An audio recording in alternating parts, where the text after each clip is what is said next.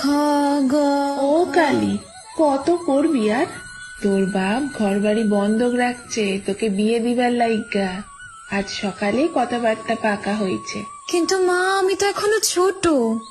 বাড়ি ছাইরা তোরে ছাইরা কেমনে থাকবো? আমি তো কিছু বুঝিও না। ছোট? তোর বয়সে আমি 2 ছেলের মা হয়েছি। পড়া তুই আর রান্না শিখ। মেয়ে মানুষে কেন যে বই খাতা দিয়া পড়তে বসায় বুঝি না। কলি যুগাইছে যেন শুধু আমাগো বাড়িতে।